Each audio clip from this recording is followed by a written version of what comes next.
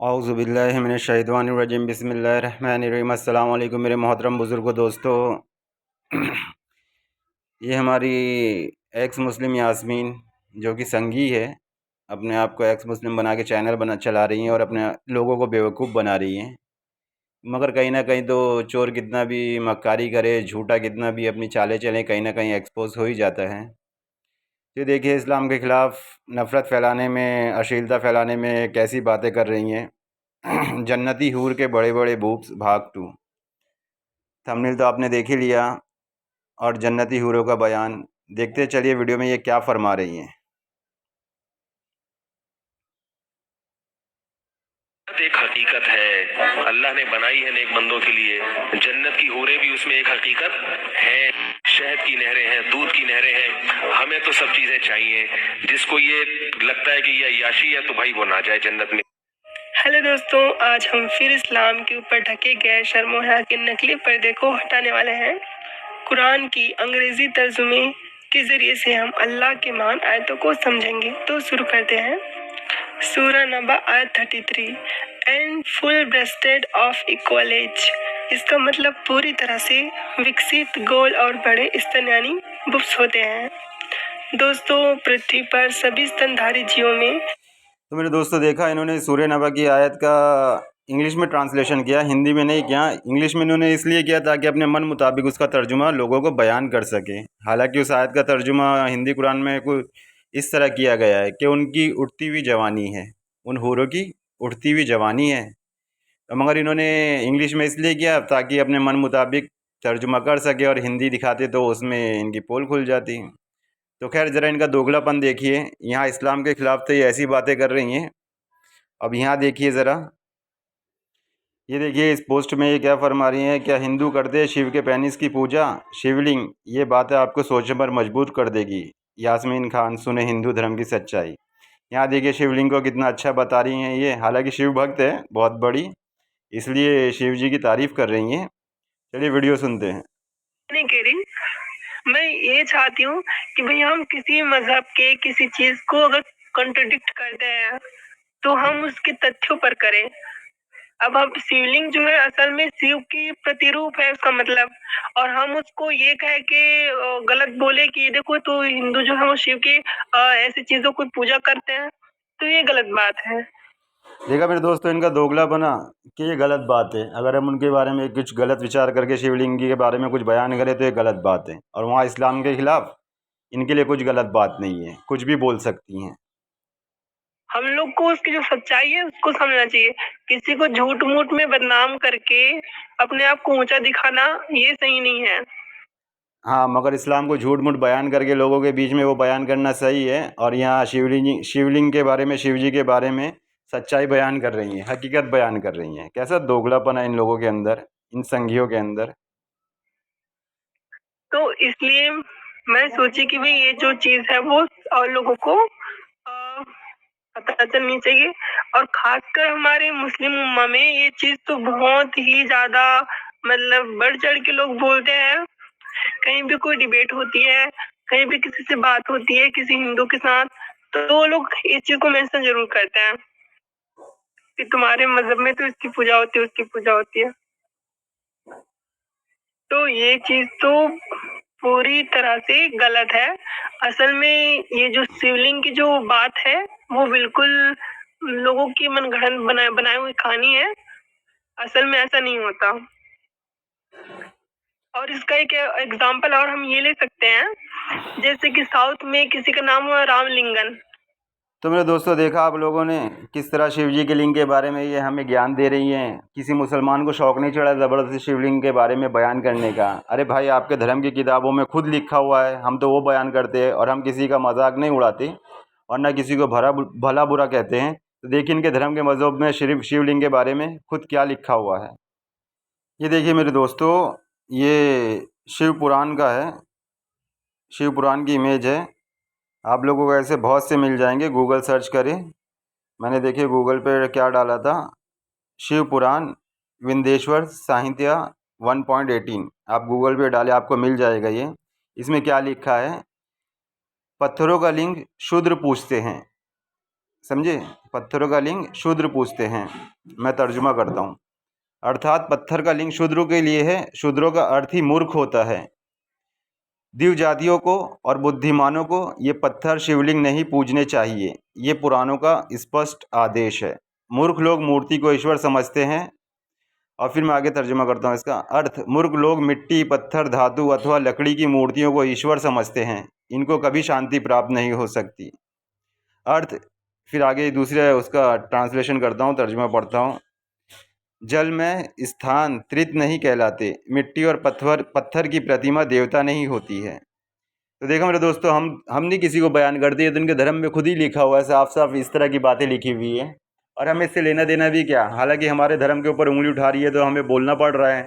और सही बात है, किसी के धर्म को उल्टा सीधा नहीं बोलना चाहिए। हमारा कुरान तो यही शिक्षा देता है कि किसी के ऊपर उंगली ना उठाओ, यहाँ तक कि गाली देने से भी मना करता है। तो खैर हमें कोई मतलब नहीं, हमें तो बस ये बताना है कि ऐसे लोगों की मक्कारी में ना आए। बेशक किसी का धर्म किसी को गलत बात नहीं सिखाता है, सबके धर्म के अपने अपने मानने हैं और इसमें ऐसे सवालात उठाने भी नहीं चाहिए। चलिए शिव जी का एक वाक़या और सुनाता हूँ आपको कि किस तरह वो हूर के चक्कर में पागल हो गए थे, दीवाने हो गए थे, यहाँ तक कि अपनी पत्नी को भी भूल बैठे थे। बताना पड़ेगा ना भाई, क्या करे। हमारे धर्म के, हमारी किताब, हमारे कुरान, हमारे अल्लाह पर, ईश्वर पर ये उंगली उठा रही हैं और जिन शिव जी की ये तारीफ़ कर रही हैं उनके बारे में देखिए जब अब क्या कहेंगी ये। तो मेरे दोस्तों, कुरान में तो अल्लाह फरमाता है हमने मोमिनों के लिए जन्नत में हूरें बनाई हैं। और यहाँ पर शिव जी के बारे में जो यास्मीन जी के शिव भक्त है, शायद शिव जी की तारीफ़ कर रही हैं, वो देखिए हूर के चक्कर में खुद कैसे पागल हो गए थे। तो मेरे दोस्तों ये देखिए, क्या भगवान शिव ने मोहिनी से एक पुत्र पैदा किया था? हाँ, बेशक उन्होंने उनसे, उस हूर से एक लड़का भी पैदा किया था। चलिए कहानी सुनते हैं।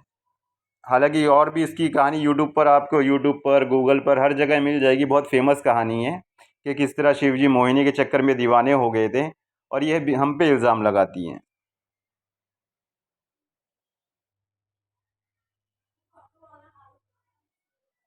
के लिए लेकर आए हैं भगवान शिव के इस रूप की कथा। जी हाँ, भगवान शिव ने मोहिनी से एक पुत्र को जन्म दिया था। आखिर क्यों? क्या ये बात सच है? तो आइए देखते हैं ये पौराणिक कथा। लेकिन उससे पहले दोस्तों, सब्सक्राइब कर लीजिए चमत्कारी टोटके को और हमारे इस वीडियो को आप लाइक करके अपने दोस्तों के साथ जरूर शेयर कीजिए, जिससे कि सभी को पता चले इसके बारे में।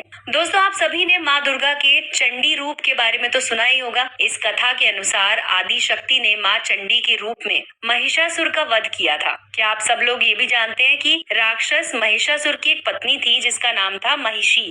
महिषी ने अपने पति की मौत का बदला लेने के लिए बड़ा ही घोर तप किया, जिससे मृत्यु लगभग नामुमकिन सी हो गई थी। तो आपको बताते हैं कि राक्षसी महिषी ने क्या वरदान मांगा था। पति की मृत्यु का बदला लेने के लिए राक्षसी महिषी बहुत घोर तपस्या करने लगी और ब्रह्मा को प्रसन्न कर लिया। उनसे अमर होने का वरदान मांगा। परमपिता ब्रह्मा ने अमर होने के वरदान को देने से तो मना कर दिया। ये सुनकर महिषी ने अपनी मृत्यु को नामुमकिन बनाने के लिए वरदान मांगा। उसकी मृत्यु सिर्फ और सिर्फ भगवान शिव और भगवान विष्णु के द्वारा उत्पन्न पुत्र से ही हो सकती है। जैसा कि हम सब जानते हैं कि दोनों ही पुरुष हैं, तो उनकी संतान होना तो नामुमकिन है। इसलिए भगवान महिषी की मृत्यु को नामुमकिन से मुमकिन बनाने के लिए एक लीला रची। एक बार नारद मुनि भ्रमण करते हुए कैलाश पर्वत पर पहुंचे। उन्होंने भगवान शिव और माता पार्वती के सामने भगवान विष्णु के मोहिनी स्वरूप की प्रशंसा की। नारद मुनि की बातों को सुनकर दोनों में भगवान विष्णु के मोहिनी रूप को देखने की इच्छा प्रकट हुई। परिणाम स्वरूप सब लोग बैकुंठ की ओर चल पड़े। भगवान शिव ने भगवान विष्णु से विनती की कि वो उन्हें मोहिनी स्वरूप के दर्शन कराएं। भगवान विष्णु ने जब उन्हें मोहिनी स्वरूप के दर्शन कराए तो उनकी सुंदरता को देखकर भगवान शिव कामदेव के तीरों के शिकार हो गए और उनमें काम भाव जाग उठा, जिसके परिणाम स्वरूप भगवान विष्णु और भगवान शिव। तो देखा मेरे दोस्तों, शिव जी की जब ये हालत हो गई हूर को देखकर, तो बाकी और लोगों को क्या कहेंगे। और ये मुसलमानों पर इल्ज़ाम लगा रही है, हमारे धर्म ग्रंथों पर इल्ज़ाम लगा रही है। का एक पुत्र उत्पन्न हुआ।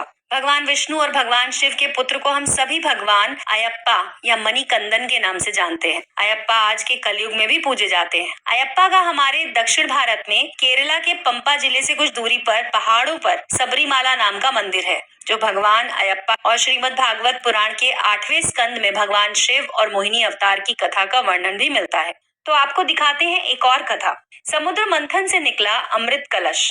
दैत्य एक दूसरे से छीन रहे थे। इसी बीच एक मनोरम स्त्री उनके बीच में आ गई। सभी उस मनोरम स्त्री के सौंदर्य को देखकर मोहित हो गए। सब आपस में झगड़ा भूलकर मनोरम स्त्री के पीछे दौड़ पड़े। दैत्यों ने देवी से पूछा कि तुम कौन हो, कहाँ से आई हो, तुम क्या करना चाहती हो। देवी को देखकर दैत्यों के बीच खलबली मच गई।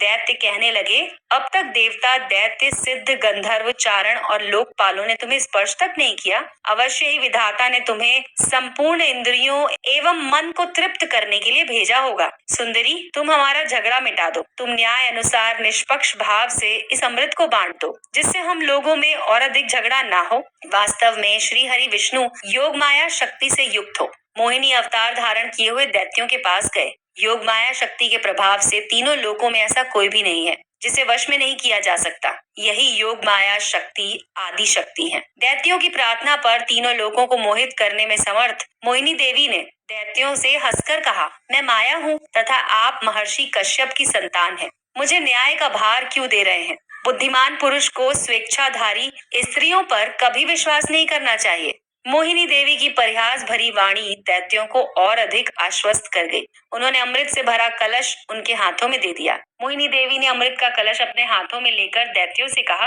मैं जो भी करूं, फिर चाहे वो उचित हो या अनुचित, अगर तुम्हें स्वीकार हो तो अमृत बांट सकती हूँ। उनकी मोह युक्त मीठी बात सुनकर सभी दैत्य देवी मोहिनी के प्रस्ताव पर सहमत हो गए। मोहिनी देवी ने अगले दिन अमृत पान करने की सलाह दी। मोहिनी देवी के आदेश अनुसार अगले दिन समस्त दैत्य स्नान कर अमृत पान करने के लिए पंक्ति में बैठ गए। देवता भी वहां आकर बैठ गए। मोहिनी देवी अमृत का कलश हाथ में लेकर आई। वो बड़ी ही सुंदर साड़ी पहने हुई थी। आंखें नशीली, कलश के समान स्तन, गज शावक के सुंड के समान जंघाएं। देवी के स्वर्ण नुपुर अपनी झंकार से सभी को मोहित कर रहे थे। सुंदर कानों में कुंडल थे और उनकी नासिका, कपोल, मुखार बिंद बहुत ही मनोरम थे। भगवान के इस मोहिनी अवतार ने देवों को अमृत पान कराया और दैत्यों के साथ छल किया। भगवान शिव ने सुना कि श्रीहरि दैत्यों के साथ मोहित करके उनके साथ छल कर रहे हैं और देवताओं को अमृत पिला रहे हैं, तो वो भी उस स्थान पर गए जहाँ भगवान श्रीहरि निवास करते थे। वहां जाकर शिवजी ने श्रीहरि की स्तुति वंदना की। श्रीहरि ने शिवजी को दैत्यों को मोहित करने वाले मोहिनी रूप के दर्शन दिए। एकाएक शिवजी एक रंग बिरंगे फूलों से भरे उपवन में पहुंचे। वहां उन्होंने बड़े ही सुंदर परिधान पहने हुए थे। कमर में करधनी एक सुंदर स्त्री को क्रीड़ा करते हुए देखा। देवी ने लज्जा भाव से मुस्कुराकर तिरछी नजर से शिवजी की ओर देखा। फिर क्या था, कामदेव को भस्म करने वाले भगवान शंकर का मन उनके हाथ से चला गया। मोहिनी देवी को निहारने लगे। उनकी चितवन के रस में डूब शिवजी इतने भावातुर हो गए कि उन्हें अपने आप की भी सुध न रही। जहाँ भगवान शंकर की मोहिनी देवी पर आंखें लग जाती थीं, बल्कि लगी ही रहती थीं और उनका मन रमण करने लगता था, मोहिनी देवी की तरफ वो अत्यंत आकृष्ट हो गए थे। उन्हें मोहिनी भी अपने प्रति आसक्त जान पड़ती थी। उनके हाव भाव के प्रति शिवजी का विवेक शून्य हो गया था और वे कामातुर हो गए। अपने वैरी कामदेव से मानो परास्त होकर महादेव ने विष्णु के महामाया मोहिनी रूप को जानकर भी वो उसके पीछे पीछे दौड़ने लगे। पार्वती जी का ख्याल त्याग कर शंकर मोहिनी के पीछे लग गए। उन्मत्त होकर मोहिनी के केश पकड़ लिए। मोहिनी अपने केशों को छुड़वाकर फिर वहां से चल दी। शंकर फिर उसके पीछे पीछे दौड़ने लगे। उस समय पृथ्वी पर जहाँ जहाँ भगवान शंकर का वीर गिरा, वहाँ वहाँ शिवलिंग का क्षेत्र और सुवर्ण की खानें हो गई। ये माया है ऐसा जानकर भगवान शंकर अपने स्वरूप में स्थित हुए। तो दोस्तों, ये तो थी भगवान शिव और भगवान विष्णु के पुत्र के जन्म की कथा। आपको तो देखा मेरे दोस्तों, ये हाल है शिव जी का, जिनकी ये यास्मीन जी भक्त बनती है कि खुद एक हूर के चक्कर में फंस गए और अपने आप पे बर्दाश्त नहीं कर पाए। और अल्लाह ने तो हूरों को बनाया ही इंसानों के लिए है, अपने नेक बंदों के लिए, और अल्लाह को तो हूरों की ज़रूरत नहीं। मगर इनके यहाँ महादेव जी खुद ही एक हूर के पीछे लट्टू हो गए और एक लड़का भी पैदा कर दिया उनसे। और अभी क्या कहना, आप लोगों ने तो सुना ही है। तो खैर, दूसरों के ऊपर उंगली से उठाने पहले अपने गिरेबान में झांक लेना चाहिए। और मेरे भाइयों, ये यास्मीन खान संगी है, एक्स मुस्लिम है और हिंदू और मुसलमानों के बीच में नफ़रत फैला रही है। तो खैर कोई बात नहीं, जिन लोग को इसकी बातों पर अमल करना है, जो इसको सही मानते हैं, तो इसको फॉलो करते रहिए। हम भी अपने काम करते रहेंगे। मरने के बाद देखेंगे कौन सही था कौन गलत। हिंदू समाज ने तो स्वर्ग को भुला दिया, नर्क को भुला दिया, यमराज को भुला दिया, अफसराओं को भुला दिया।